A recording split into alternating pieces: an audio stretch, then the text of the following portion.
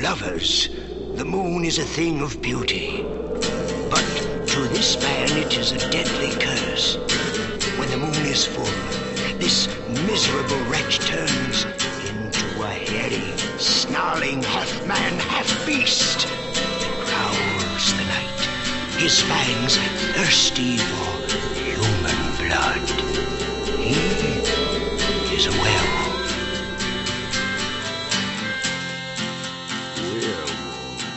Hello, and welcome to the Werewolf by Night podcast, the show where we talk about Marvel's #1 lycanthrope, Jack Russell, a.k.a. the Werewolf, a.k.a. the Beast, a.k.a. the Shaggy One, a.k.a. Russell Jackson, guys, a.k.a. the Demon of Wundagore. Ooh, I love it. Wundagore. Did I just add? We got one, didn't we? Yeah, we got one. Okay, cool. I'm your co-host, Matt Howell. I'm your other host, Jacob Balcom. And we are beyond thrilled to have a very special guest on, Mr. Michael Giacchino, the film and TV and video game composer and director of the new Werewolf by Night Disney Plus special. Michael, welcome. Hey. Thanks for having me. I can't believe it. I'm here. It's happening. It's so weird. It's actually happening. It was prophesied. You're not in my car. Yeah. You're not like in my ears sitting out back having a drink at night. That's so weird. Anyway. Yeah. So anyway, no, it's great to be here.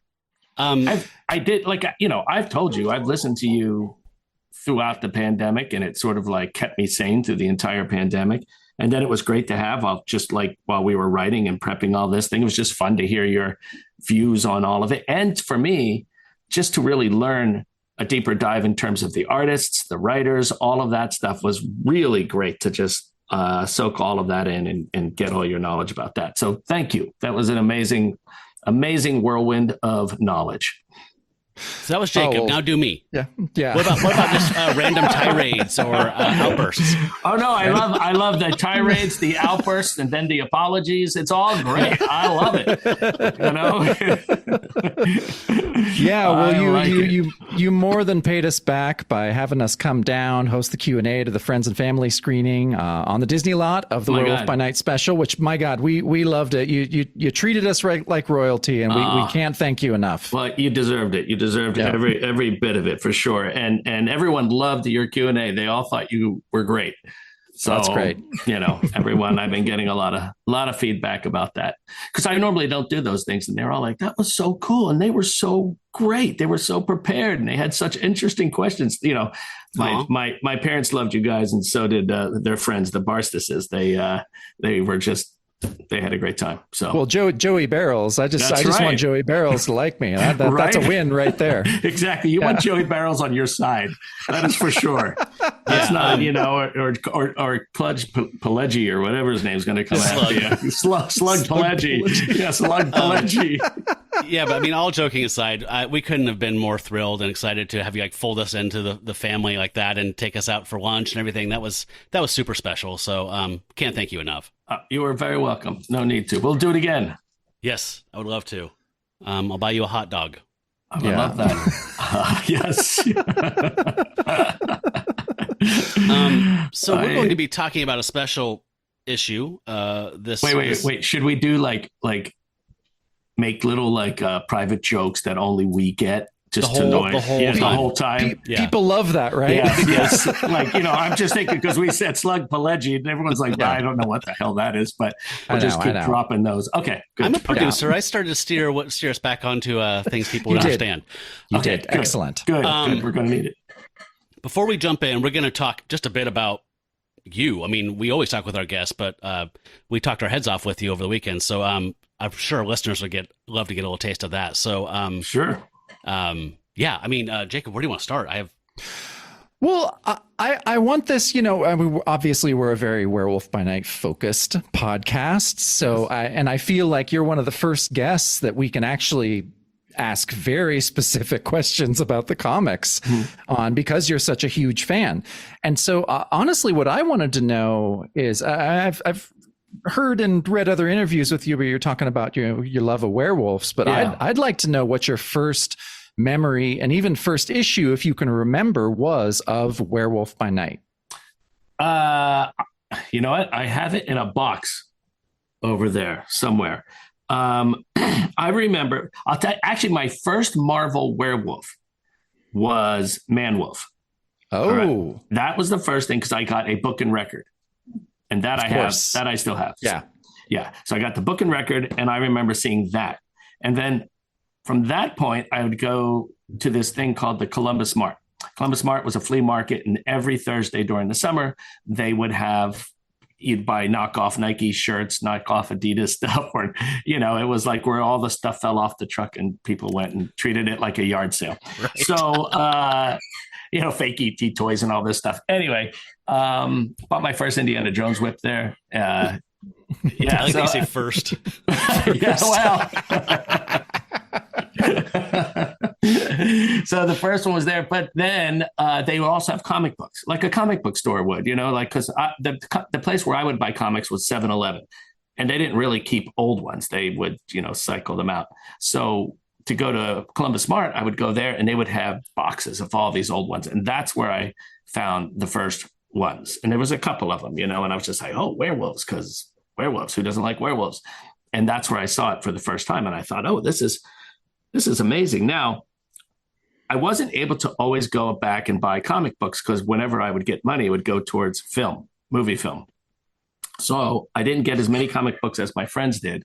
But the few I got were all centered around, there were some Avengers. I would get Spider-Man. I would get Werewolf by Night, or any of the horror, anything that was available in that vein. For sure, because I just love the Twilight Zone, and that always felt like that to me. Especially Man-Thing. Those comics always felt like Twilight Zone episodes to me, and I loved that about them because they were these these you know, stories that always had a moral to them, and then end with sadness. And I'm sure that's where they got that idea for how to end each of those Incredible Hulk episodes when it was a TV show. Was probably one of those guys was a Man-Thing fan. So. So that was sort of like the intro for me into that. So it was I would grab them when I could or when I saw them, and then hold on to them. And like I said, over there somewhere there's a bunch of them. So, and then I went out and bought a bunch while I was working on this too, just because I was like, you know, yes.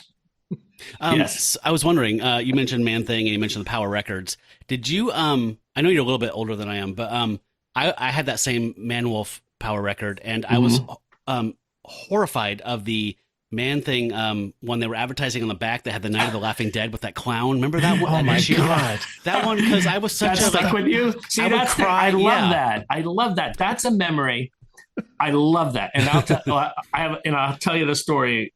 Well, we'll finish the story, and then never mind. We'll do it later when we're talking about the movie. Just I was like a sensitive little kid, so like Omega Man, when Charlton Heston dies at the end, that would freak me out. And like anything that was like a tragic thing, like I was really attracted to and really horrified and scared of at the same time.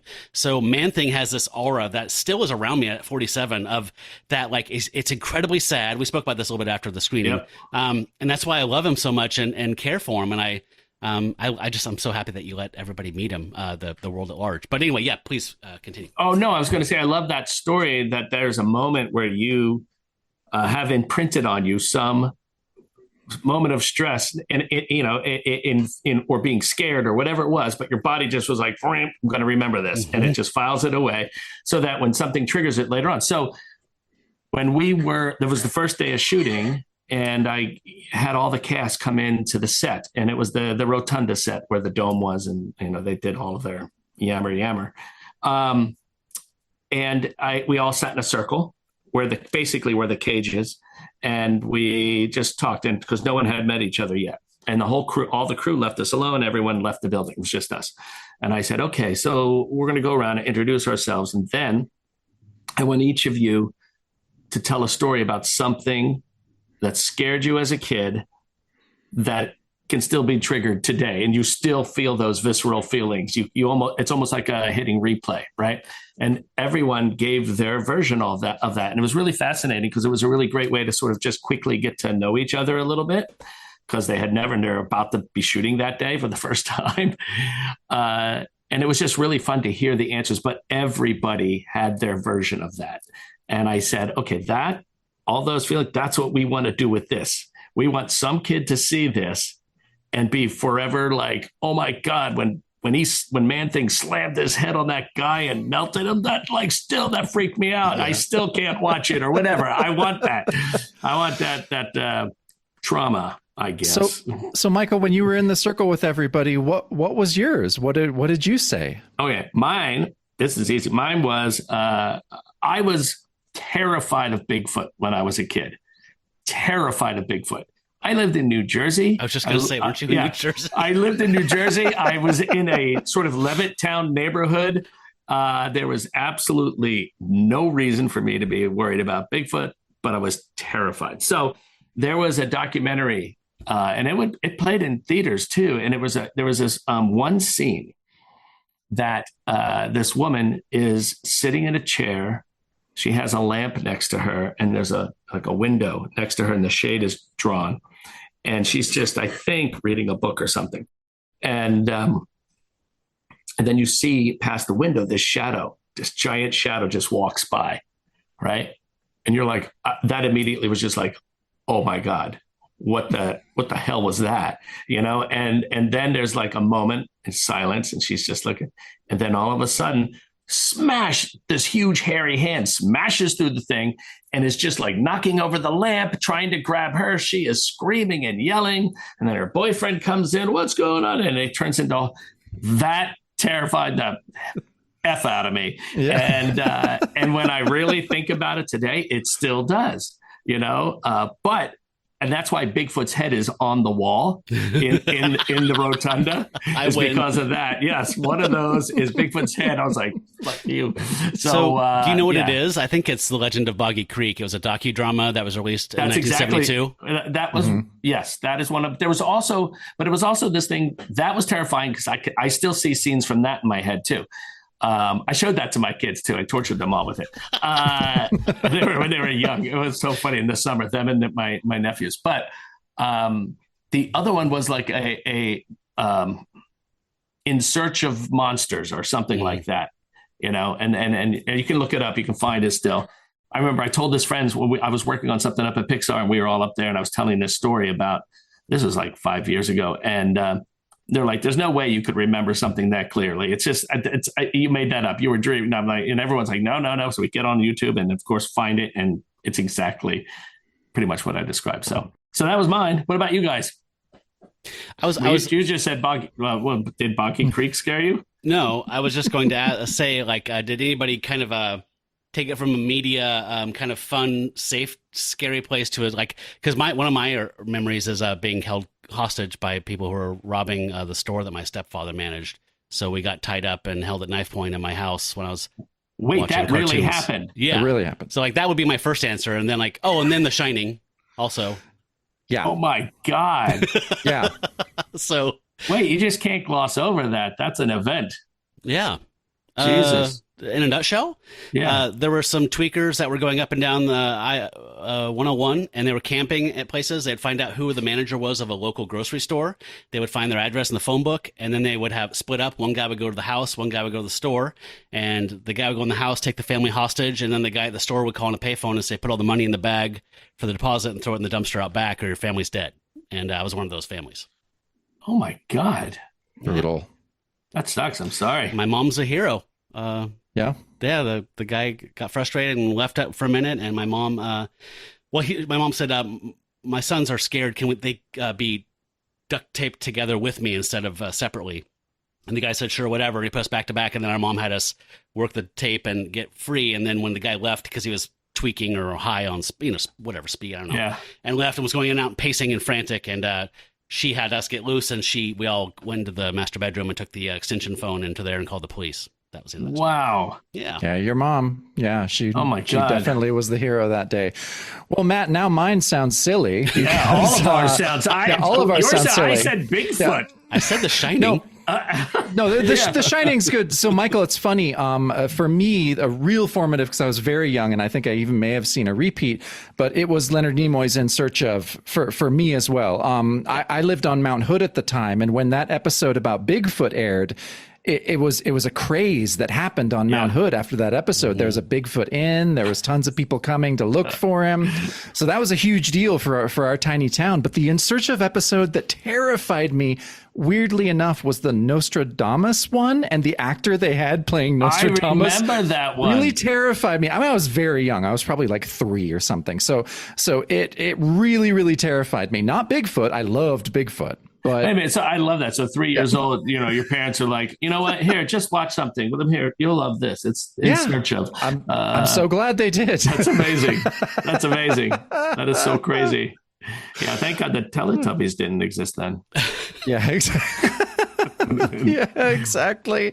So when you were doing research, so you started planning this special, the Werewolf by Night special, what, about 2 years ago, right? Is when you first started doing prep on it. Yes, yeah, that's fair. That's about 2 years ago, and it was really loose. I mean, at that point, all I knew 2 years ago was that I wanted, Gael to be the werewolf, and I brilliant stroke, by the way. Beyond, well, I was very lucky to have worked with him on Coco, and he was just so nice, and I loved his just tone in that movie, and I also was like a massive fan of Mozart in the Jungle, which is just this incredible show. I loved it, and it's and maybe I'm biased because it's about musicians and it's sort of a world that I know, but he, regardless of that, he is brilliant in it. And, he was just so interesting to watch, and he would make choices and, but always be so present in a way that nobody else ever is. So it was just like,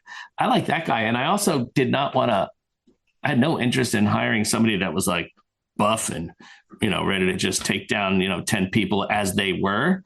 I didn't want that. I wanted to make sure that there was a contrast between him, but I also, it's like I had a lot of boxes I wanted to check, but I also didn't want him to hulk out into some huge thing either. I basically wanted two sides of Gael, and one of them sort of equal in stature and size. I mean, he's a little bit more muscular as the wolf, but it's not like, he turned into the Hulk or Abomination or something. Abomination or anything like that. So that was important too, because I felt like you don't need to be big to be strong. Mm-hmm. You don't need to be huge to be to have, to be brave or be able to just like take care of yourself or any of that. So I just wanted to kind of hit home on that a bit with him, and he was perfect. So you knew from the very beginning that you didn't want your version of Jack Russell to be an 18-year-old rich white kid from Malibu. Well, that was another thing too. Which is the most, I mean, it's so boring. So it's so perfect that you were able to pivot right at the beginning and be like, that's a boring story. We've all heard that story a million times. Yeah. Let's do something different. I thought about it. I was like, how would you ever make this interesting? I mean, how would you ever make him a sympathetic character other than the fact that he's really dumb, and you're just like, oh, that poor guy has gotten like nothing upstairs. But, because he's just constantly like, oh, damn it. It's the full moon. I got what is it? Oh my God, it's too late. I can't get over. You're just like, what an ass. Like, honestly. Jack Russell is essentially a cipher. I mean, honestly, it's like that was the Bechdel test or whatever, like, for feminism in films. It's the same thing with like, how much is your character actually a character? Like, how often does he say anything about not something about his curse? Like, 0.02% of the time. Like, he's just a vehicle for a werewolf. You just get him in being dumb just gets him in better situations. But, and I love that, right out of the gate seeing this Jack, that he is divorced from all continuity that comes before. The traditional markings of the makeup let you know that you're in for something entirely different. I just was like settling in, like, oh God, what do we have here? What's going on? And I think I just want to congratulate you on the casting of him, because we literally walked in from the airport, dropped our bags. I hugged my wife, my daughter, and we sat down on the couch and watched it a second time, right? Seriously. Yep. I was there too. And she knows nothing. She loves me to death. She supports the show endlessly, but she knows nothing about this stuff. She doesn't care. So she doesn't even know that Jack is the werewolf. So we're sitting down watching it. He comes in, the initial, Ulysses stuff happens, whatever. And she's like, once they hit the hunting ground, she's like, he can't be a monster hunter. His eyes are too kind. He's a good person. I was like, oh, I love you so much. That's great. But that was something that I felt like you did keep from Jack, because I mean, he is a cipher and he is boring, but you didn't make your Jack character an adventurer, a Herculean type of man. You know, he's kind of confused and kind. And I feel like he doesn't really want to be there. He doesn't want to be there. Like, he's like, Jesus, this is the last thing I want to do with my night is deal with this. But he's got to, because, his pal needs him. So he's reluctant. Let's say it that way. I realized after we saw it, I think we were driving back to your place after we saw it, and I was like, it's a heist movie. Yeah. It's an awesome heist movie with monsters. Like, you do the coolest fucking thing ever. It was a lot of discussion about how long to hold back on us revealing kind of Jack's true motive there. And it was, it happened at different times over the course of editorial. But I feel like we landed on a pretty good place where it feels like you could really piss off the audience if you held it too long. Do you know what I mean? And so just that balance was a tough thing to strike. So, yeah. Well, I think that one thing that I think Matt and I both agreed on is that the shot of pushing in on Elsa as Jack is transforming in shadow, I honestly think that's one of the best transformations in werewolf film. And Matt and I, we've seen them all. Yeah. Well, thank you. I appreciate that. That means a lot. That shot is a direct result of me feeling like I had seen every great werewolf transformation in the world already. And I thought, there's no way I'm going to beat what the ones that I love the most. And then it was a couple of things at play. There was a little bit of that, but it was also just in horror in general, when it's what you don't see that really scares you the most. It's the things that you can only see partial, that scares you. And it's the sounds that really get into your head. So I really made that an edict in this thing, is to let's show as little as possible, and not even have a werewolf until the very, very, very end, to the point, hopefully you forget you're watching a werewolf movie. Although my nephew did lean over to my brother while they were watching it going, I thought this was a werewolf movie. He can always win, but it really was a heist movie in the end, as you said, and it was something that we sort of discovered along the way. There were of course variations of what we did, but we all landed here, so it just felt right. Yeah, we also, after your Q&A, which it's a shame we couldn't find a way to share that, but c'est la vie. I think we videotaped it. Oh, did you? Okay. We might just scrape some audio out of there or something like that. I think Curtis got the whole thing on video, and nice.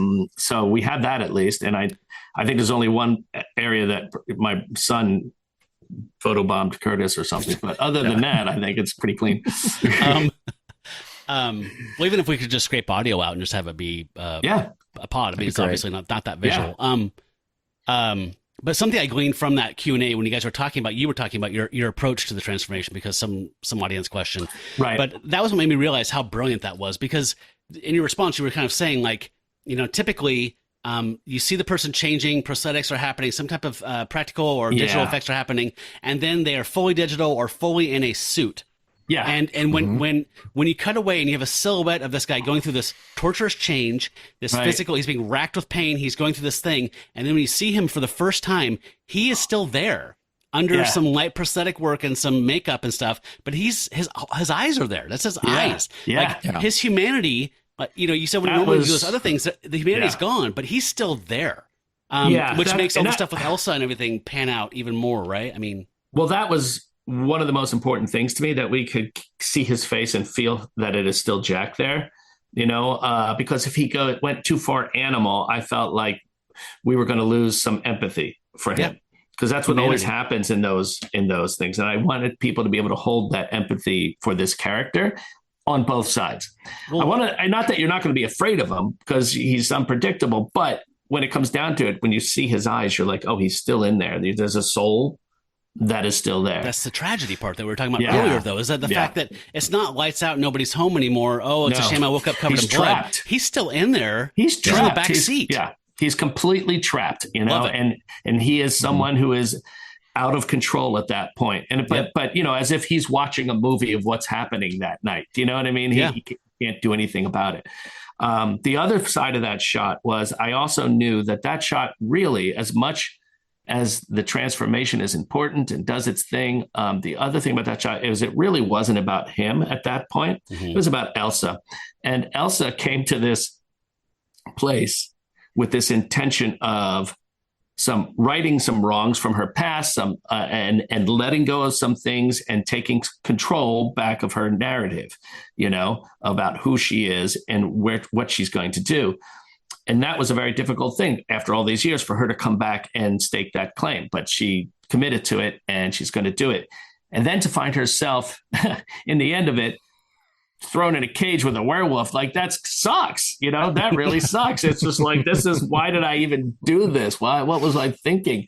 I felt so bad for her because this whole thing that happened had nothing to do with anything she was coming there for. Do you know what I mean? It was just bad luck. So that's why the shot eventually, it starts on the wide and you can see Jack, you can see the silhouette doing its thing, but it's just slowly but surely just edges all the way into Elsa. So too, you can't even almost see Jack anymore. And because I didn't want to lose sight of what she was dealing with at that moment. It's Elsa's story largely. I mean, if you really look at the whole parcel. It's true. It is. Yep. And I felt that Matt and I talked about this, that Laura's performance as Elsa, so much of it was almost like from a silent film tradition. Like she did so much with her face. It was amazing. Incredible. She's amazing. And there were so many times when we would be filming and I would be like, Laura, we don't need this line, do we? She goes, no. I was like, just a look. She goes, yeah. I was like, great. So, because she can say so much with one look. She truly is. There's this one shot that always is astounding to me when she kind of peeks around the corner, right after she is in that fight with Kirk, and she peeks around the corner, and I'm just like, it's like a 1930s movie star, like boom, you're right there. She just has that quality, and she has that crush. Yeah, absolutely. She has that, and this beautiful presence too.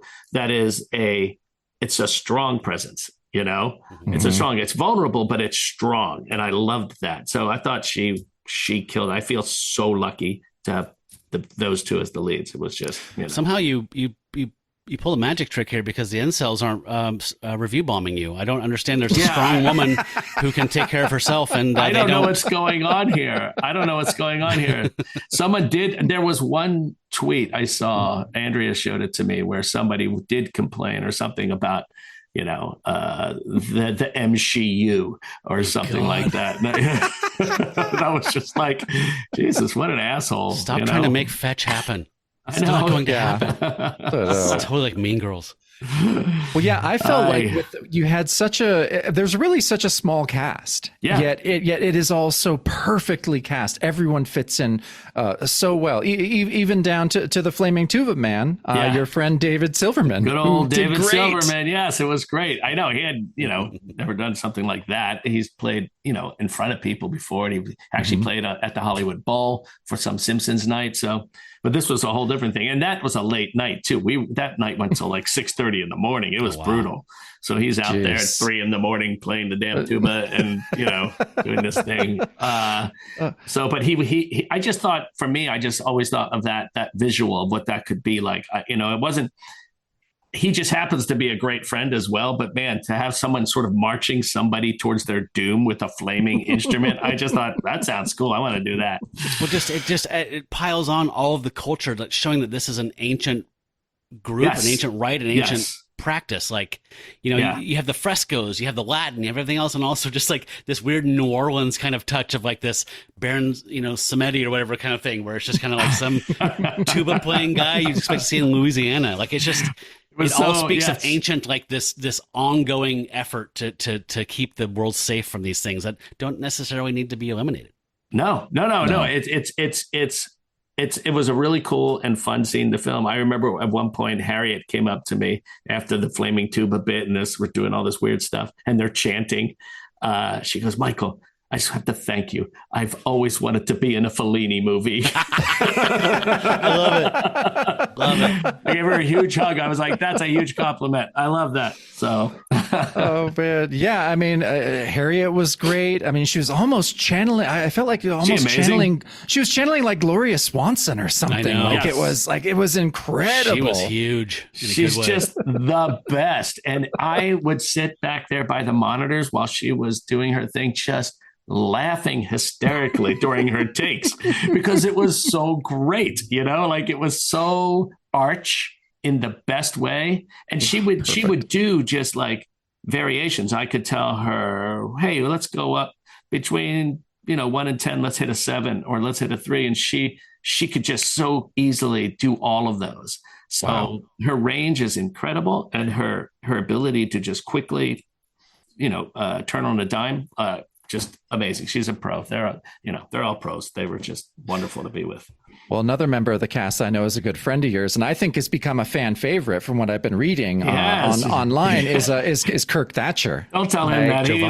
His head doesn't need to be any bigger. Let's not do this. Come on. He seems, I mean, I know you're closer with him, but he seems like the nicest, most down to earth guy ever. And he did such a great job. No, I'm telling Renee as he's pounding Elsa's head into the cement, like he's a teddy bear. Like, you would just want to sit in his lap. Like, he's the sweetest guy ever. She's like, oh. He is. And he is all of that. I love him to death. He's one of my best friends. We are incredibly mean to each other publicly. But I love him and support him. And I always thought, because we hang out, I see him once a week without fail, if not more. And we always goof around, and he's always doing a million different voices and all of this stuff. And I always thought, like, he would be great in something, And I'll tell you this other story. So I went to Comic-Con. This was, I don't know, 3 years ago, maybe. And I was with David, and I was with Kirk and David. And I was blah, blah, blah. So I got a text from Kevin Feige, who said, hey, where are you? We're having a dinner if you want to join us. I was like, oh, it's nice. Yeah. I said, I would love to, but I have my 2 friends with me. And he's like, who are you with? And I was like, David Silverman and Kirk Thatcher. And he writes me back, Kirk Thatcher? Right. And I was like, yeah, why? And he was like, wait, Punk on the Bus, Kirk Thatcher? And he's just like, associate producer of Star Trek 4, Kirk Thatcher. Like he knew him very much. He goes, bring him. So, okay. And I hung up to him. I was like, well, I guess we're going to go to this thing. And we went, we had a great time. And he just loved meeting Kirk. And it was great because he was a fan of his. He knew everything he had done. And of course, as a big Star Trek fan, Kevin knows all, and he, but I was just like, when that happened, I was like, what? Kirk? Why? It's just Kirk. I'm like, all right. But yes, no, it was great. And so Kevin said, hey, do you want to do a small bit in Spider-Man and Homecoming? And so there's a part in Spider-Man Homecoming where Kirk plays, I guess it's essentially a much older version of the Punk on the Bus later. Mm-hmm. Because he has the boom box on his shoulder and all of that. And he's just now, I guess, in New York, sort of destitute. But I don't know what that happened in that timeline. But so that was fun. Kirk did that. That was great. And then, when this came up, I was like, he should be one of the hunters. And Kim was like, yeah, and actually, it may have been Kevin who said it first. I'll have to ask him. But either way, it was like it came up very early on, and I was like, okay. So we went for it, and Kirk, I thought, did a great job, just an awesome job. Yeah. And every hunter was like what I love about this world you built that's so rich is like you could spin off. I want to know everybody's story, but I don't need to know everybody's story. I would love to see the hunts he's been on, or is it Eugenie or Eugene or what's her Eugenie? name? Yeah, Eugenie. God. Like every So character, cool. She's so great, isn't she? Yeah, I mean, every hunter could have their own special, and I would love it. And I'd watch it, but I don't need it, you know. And yeah, my agree. favorite Leo was great, and Daniel Watts and Eugenie, of course. The three of them just added so much, even though they both basically were there to die. But I mean, I thought they just added so much, and they're each amazing actors on their own. I mean, you can see them in other things as well they've done. And I was happy they said yes to this, because I was like, they're not going to want to do this. These guys have done so much other stuff, so much, and I was like, but I was so thankful that they did. Well, Matt, like that reminds me. So one of the cool, like kind of experimental things about this is that we are dropped into this story. We don't know anything, and you really are kind of letting the audience in on the story very slowly. Yeah. For a 54-minute film. That took a while to get to trust that. There were 2 scenes prior to the opening of the door opening on Jack, 2 scenes that we had shot that we removed. And we would look at these scenes, and one was a scene where it opened with the not a full moon, so you knew, okay, there's not going to be a werewolf. And it comes down as a shadow walking across this corrugated sort of Quonset hut. And he goes to the front door, he goes to open it, and he slams it open, and he looks in, nothing's there, it's empty. And then someone behind him says, "You looking for something?" And he turns around, and it's one of these hunters, right? Jack's like, "Look, I just want to know where he is, blah, blah, blah, and I'll be on my way." And the guy's like, "That's not how it works." And they get into this thing. They have this big fight.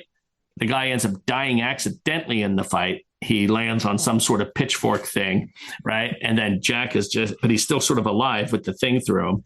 And Jack is going through his clothes, and he pulls out the medallion. Pulls out this medallion, and he, gotcha. Yeah, and he finds the grenades, the little explosives. All right. Okay. So that's where he finds me. He doesn't really know what it is, right? But he takes that down, and the guy goes, when he takes the medallion, the guy goes, "You think that's all you need?" And Jack is like, "What are you talking about?" And he's like, "They'll eat you alive, blah, blah, blah. You'll never get in." And Jack goes, "Well, what if I do?" And then he says, and then he starts the oath. He starts to say, "We spill all blood for the hunt, blah, blah, blah." And the thing that they're chanting at the other thing. And he starts getting more frantic, and he starts yelling this thing at Jack as Jack's just staring at him. And then he dies. And then Jack just sort of like looks up at the moon. And then we cut to, is a big music build, and we cut to the front gate of Bloodstone Temple. Jack is walking up to the temple, and Elsa's standing outside just like waiting, right? And Jack kind of walks up, and he's like, "Tell me if this is boring." Because no. Okay. No. Not at all. So Jack walks up and looks at her, and then looks back at the gate, and there's this moment of silence, this awkward silence, and she looks at him and says something like, "It's a big night." And he goes, "Yeah, big night." And she goes, "Well, open the gate." And he looks at the gate, and he's like, "Okay." And he goes up to the gate, and he tries to open it, but it's locked. And he's like, "Choo, choo, choo, choo." And he's like, and she reaches into she grabs the medallion from him, and she uses it, and she puts it against this little thing that's in the shape of the medallion, and the buzzer goes off. And then she hands him back the medallion. And so she gets this idea, like, who the fuck is this guy? Clearly something's up with him. Like, that's her, the first time she clocks that maybe something's up. We already know that. But, and so then Swan comes up to the gate and is like, and they're on either sides of the gate. Jack is on one side. Jack is standing there with his medallion to show that should be allowed in. And he goes, and Swan's like, "Hold on one second." And then he goes over and he's like, "Elsa, how dare you come home?" And they have this whole conversation about like, "You're not welcome here. You're not on the list. Verusa's going to be pissed off, blah, blah, blah." But what's funny is like, he'll have one sentence to Elsa, and then he'll turn back to Jack and go, 1 second, and then back to here, blah, blah, blah, blah, blah. And he goes back, I'm so sorry. And he goes over to here. It's like this whole very Buster Keaton type of thing. And it was funny. And then, so finally he tells her, wait here. And he opens the gate for Jack and just lets it close. And then Jack looks at Elsa as he walks off the swan. Before the gate closes, Elsa puts her foot in the gate and stops it. And then we cut to that shot of the door opening. Wow. And then off to the races from there. So that all exists, but for some reason, every time we would show that in test screenings, they would be confused.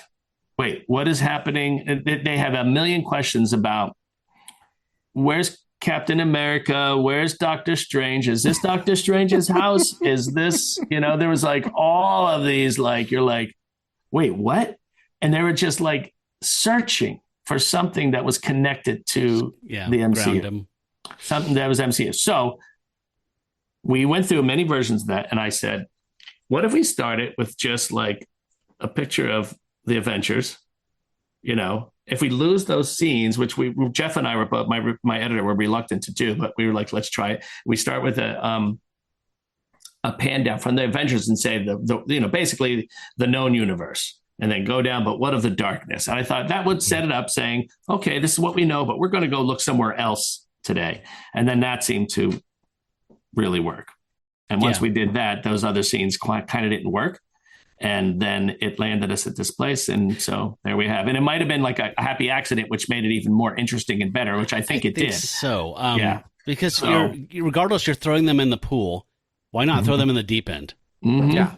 Like, I love what you described to me, having seen it, because it's like Jean-Pierre Melville's Le Cercle Rouge, where like, the guy kills a guy and then impersonates his the gangster's friend's son's friend, and he's infiltrating this whole crime ring, and like it's really scary. But I think just getting your legs in that first 10-15 minutes was equally as interesting as a viewer. Well, and the payoff of Jack meeting Man-Thing for the first time is so much better if you don't know that he's looking for somebody. Yeah. Then you're suddenly like, oh, I know what this is. Oh my God. And then suddenly you feel warm and you feel like this connection and this bond. And suddenly you're like, click into, I know who to root for, So I think it definitely worked in our favor. But, when you're doing this stuff, you try everything. You're going through all this kinds of stuff and you don't know until you get it on put together. So that's interesting. My wife's instincts. Yes. So, but with the context of those first two cut scenes, so when Verussa introduces Jack as saying he is responsible for 100 deaths, and the word deaths is there, not kills, which I'm sure is very deliberate. Does she think that he is the hunter that Jack that died in the beginning? So exactly. So that's who she thinks that he is. Yes. Okay. He is, and that's all why they're all sort of dressed ceremonially from whatever fictional or non-fictional place they came from. I always thought Jack was from Mexico. That was like in my mind. That's it. So that's exactly what was happening there. She's assuming that was him. So they're all in the Elks Lodge? I don't understand. I still don't understand what was going on. Where was Captain America? That's all I could think. Yeah. Oh God, if I read you some of those things, it's like mind-numbing. But I will also say you do get a lot of good things out of it as well, because if sometimes there are things that aren't clear and aren't and people get confused, within the story, and you can always say they might be saying one thing, but you go, oh, they're saying that because this isn't working over here. They're not getting this piece of information. So that really does help. But the one area of the whole conversation where they were just like, where do I give me Doctor Strange? Is Spider-Man? Did Spider-Man do this? Did he do this? Yeah. I think that you jettison a lot of that with the black and white, and the typography of the title. Like people know that they're not in for this. Yeah. And for me, it feels to me like, honestly, man, I mean, I didn't know what to expect. I try and stay pure, and just like we stayed offline. I wanted to know nothing. And it felt to me like when you sit down in the House of Horrors at the fair, and those big doors. You sit down in the car, and the big doors go, poof, and you go into the black. Yes. I was excited. I was ready to be confused. I was ready to just try and find anchoring points to just get my, bearings. And it did all that. And on multiple views, it's still doing it. It still works. That's great. And it just kind of opens up, right? I mean, it's like, now that I know this, I appreciate that. And just hearing the stuff that you cut, I would love to see that. Is there any physical media in the future? we have those. Well, I don't know. Did you guys shoot them? Like, were they finished? Oh yeah, we shot them. They were in the cut. Yeah, we have. I'm assuming since you were showing them to test audiences, they were. Yeah, they were completely finished. Although we probably abandoned some of the set extensions or something like that. But right, but like it'd be cool if that was an option on the extras to see it with the extended. I think it'd be great. Yeah, no, that would be really fun. No, I would love to do it. Maybe it's something we could do and then put up next year. But as far as physical media, the stuff that goes to streaming generally doesn't have that. So I don't know. That's why I buy stuff. Yeah, me too. Well, that and the man could take it away at any time without. Unless I own it. By the way, your little tunes little ditties you did for this were really good. The ditties were okay. They were pretty good. Jacob and I were saying immediately afterwards, like, I would buy this on vinyl, by the way. Yep. Is there any chance there'd be a physical release on vinyl? Maybe. Come on, man. How do I do this? How do I say? I don't know. Okay, I have no idea. Call Brian Gay and ask him. He's so good at deflecting. But Brian does the best. Yes, I know. So I felt like that was obviously a deliberate thing, because what Matt and I have learned from reading the early Marvel monster books in the 70s is that they work when they're self-contained. Yeah. They work when they're their own universe. At the end of the Werewolf by Night run, they bring in Iron Man, and it just makes literally no sense. Literally ruins it. Believe me, it literally ruins the book. Saying that it literally makes no sense is being nice. Yeah. Okay. Like, I'm still searching for a way to describe how I feel about that last issue and the way that you're talking about with the Iron Man. And that's 2 issues. So, which is why when I got the one we're going to talk about today, I was like, oh, Iron Man, interesting. Okay. Yeah, we'll see what that's like. The guy that murdered the book. Yeah, we'll get to that later. But, I would just throwing ideas out here. I mean, the world that you made, I can see a Brother Voodoo in there. I can see, there's a lot of people I can see another one of my absolute favorite characters. So good. Amazing. And you were talking about the self-contained stories. And even though I thought one run of comics, Frankenstein, where he's searching to go and find, the descendants to kill him. I thought those were great because each of those issues were always self-contained, but they had an overarching goal, but each story was its own thing, and they did it in a really good way. I love those things. And the artwork is freaking the artwork's amazing. by Mike Ploog, so it's the greatest thing in the world. Yeah, it's so good. So when you were talking to your VFX team about how you wanted the werewolf to look, I definitely see shades of Henry Hole from Werewolf of London sure. That was, if you look at when I have my folder on my phone with all the production stuff, those are the earliest images in that folder, because those are the ones I was sending to everyone saying, this is sort of the North Star. This is the direction I think we should go, because you'll keep the humanity in we'll be able to see, if we're going to get an actor like Gael, I want to see what he does. I want to see that in his face. So the Henry Holt stuff, that was the very first thing sent around. But as far as the comics go, I mean, it's the earliest one really for a wolf man as far as as makeup and a transformation goes. But there's definitely shades of Ploog in there too, of the original Jack designs. Absolutely. I tried to do as much as I could of that. And, it's so hard to translate these incredible drawings into something real, because it's no longer a graphic image in front of you. It's a 3D object that you move around in space. And I feel like we got some of that in the transformation, the shadow work there. We were able to capture some of those poses in a cool way. But there are so many great drawings. But we did our best to try and incorporate that. So as much as we could. But it needed to be real. It just needed to be real. And so when, for me, if it wasn't real and right in front of me, I was like, again, it was like that thing. I just didn't want a CG werewolf. I had seen a lot of that in recent years, and it has never interested me, not once.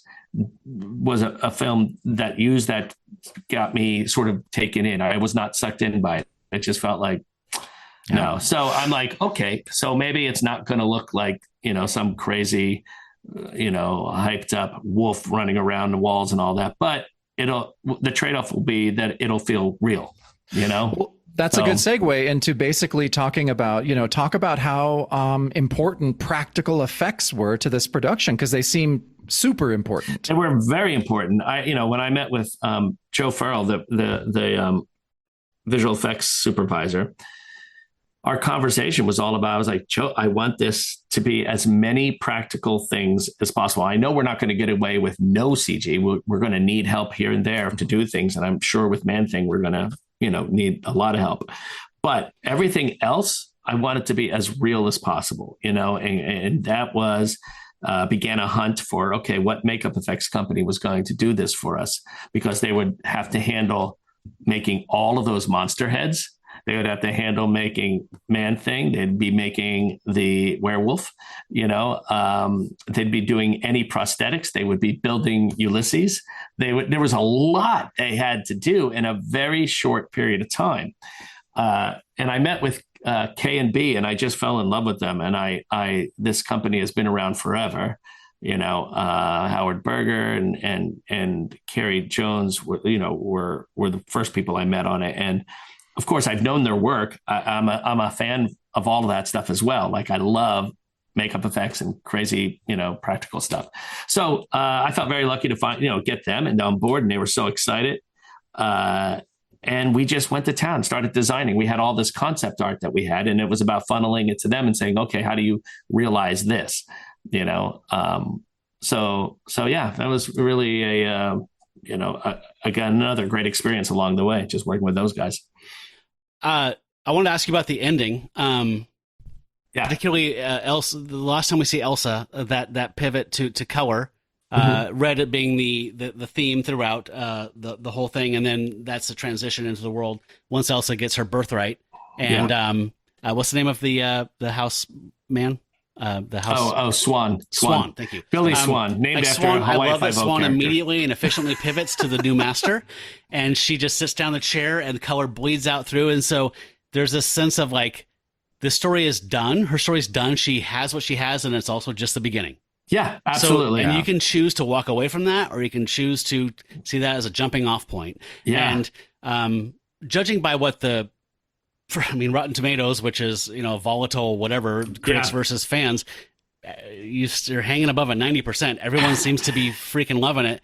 Yeah. Can we just, I just wanted to say, I don't have any pull. I'm not an Iger, but we would love for this to be the cornerstone of something. I would love to see Elsa again. I would love to see Jack again. I would love to see Ted again. I would love to see anyone associated with this world and your vision for it. We all want it. We're all loving it. The world loves you right now.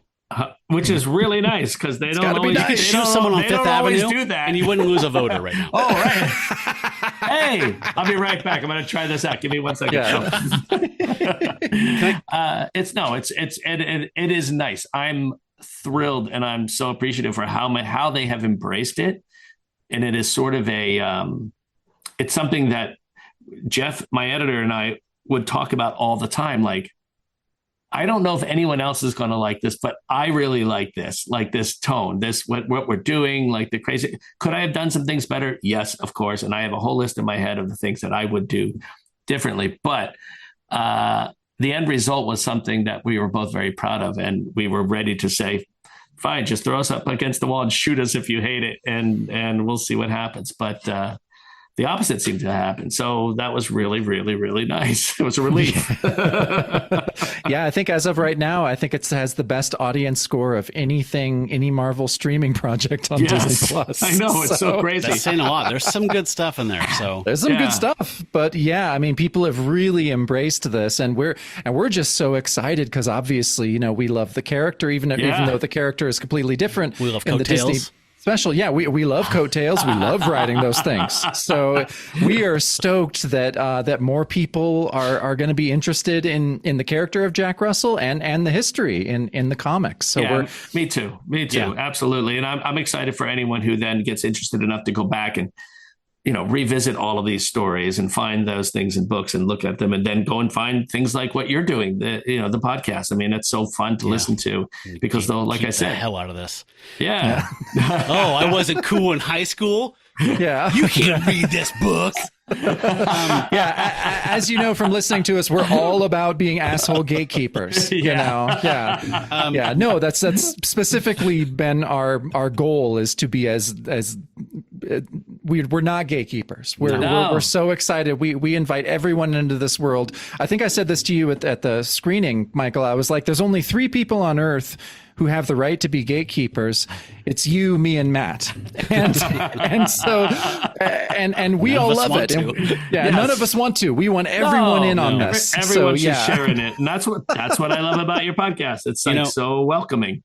When I was a new parent, the first time Athena was old enough to go trick-or-treating, we were out walking around, Renee and I, with Athena, and there were some parents who had just set up a wet bar right in front of their driveway and were like making trick-or-treats for adults as well. So you come by with your kid, hey, have one of these, and it was just like little mixed drinks. It was like 3 different things. I was like, that's what I want to be with Werewolf by Night and Marvel Monsters. Like, we're not, I know it could be a slog, but here, have a drink. Yes. Come on in. And your kids loving it. You're loving it too. Come on. Yeah. It's the best. Look, not every show you saw on Creature Double Feature was great. Yeah. But the aggregate is happy awesome. Memories. Yes. Yep. So same thing. Can Renee just say hi to you real fast? Yes, please. Because you're going to have to see her if you come up and we go tiki barring. Yes, absolutely. Okay. I'm still at Scrubs, though. Hello. Hi. How are you doing? So nice to meet you. You too. I'm still in my work outfit. I feel like I sort of know you because he talks about you all the time. I feel the same.